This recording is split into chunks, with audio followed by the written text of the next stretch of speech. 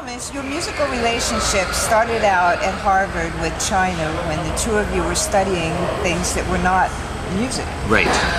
Theater, history, English lit, yes. painting, but you would get together at night and she would sing the arias and you would play piano. At the time, where did music fit into your life? At the time, well, I played at a bar in downtown Boston to make money for college, but I thought I was really going to become a politician. That was the plan, and so I didn't really. I mean, did a little bit of study at Boston University and New England Conservatory, but very little. And so for 4 years, I kind of didn't do really any classical piano at all. But then at the end of that, and I mostly threw parties at Harvard. I was kind of the cruise director of Que Sera Sera, or Amado Mio by Doris Fisher and Alan Roberts, or Bolero by Ravel. And then with the second album, we started writing songs and collaborating with our friends. And so through the years, everybody's had a hand, certainly in some of the arranging and some of the songwriting, the Harvard campus. So, and then I went back, worked in politics in Oregon, and was sort of dismayed at the sort of music that we would be playing at these political events and functions. And I thought that the music needed to be more sort of fabulous and festive and sort of more kind of, you know, those great scenes in Breakfast at Tiffany's and Auntie Mame and those kind of cocktail parties, all about Eve.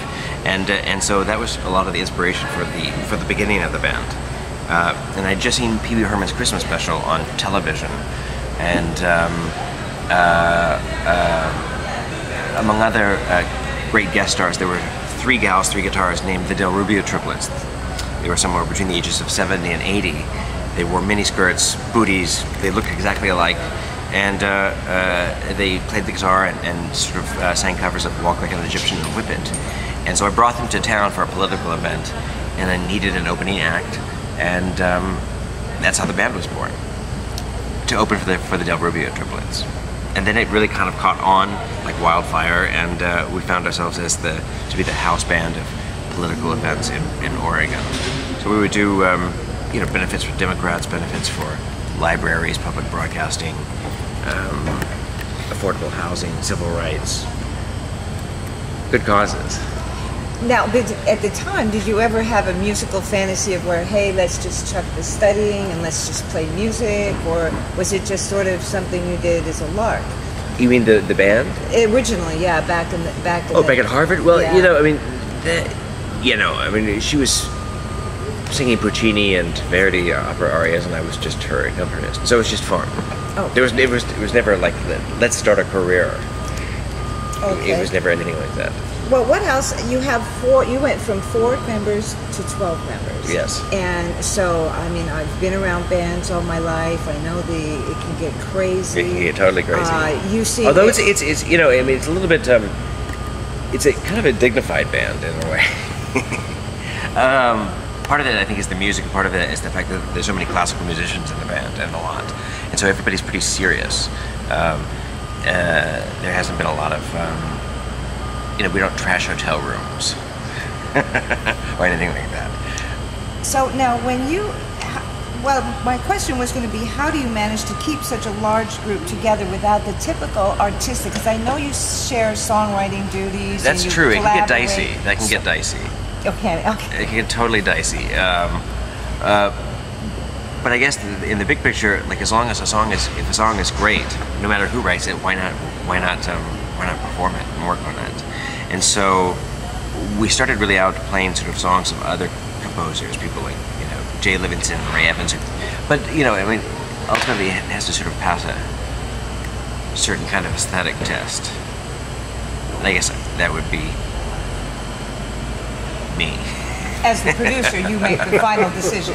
Because that was one of my questions, actually. Well, yes. When you go into the studio to record... If it was truly like just a democracy, it would be. It has the potential for it becoming a huge mess is huge.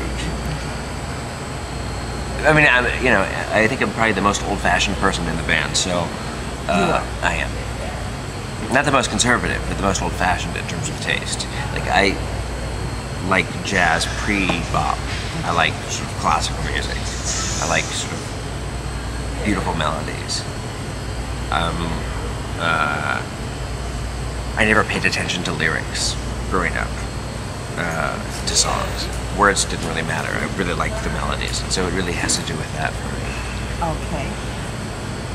Because you collaborate, when the entire group does collaborate, does one particular member, say not you, but somebody else in the band, come in with an entire idea, and that's the song, and then you collaborate around that? Yeah, it depends on the song. Or do you all work together on a particular song? It's better to have some sort of semblance of a clue before going in to the firing pit. Okay, my next question is, you've played many, many, many prestigious gigs around the world. What is your personal highlight? I know you've played Cannes Film Festival with the Boston Pops. My favorite place to play has been the Hollywood Bowl. It's intimate and it's also huge at the same time. It's outdoor, it's beautiful, and it's a fantastic. We're playing there actually at the end of the summer, in September.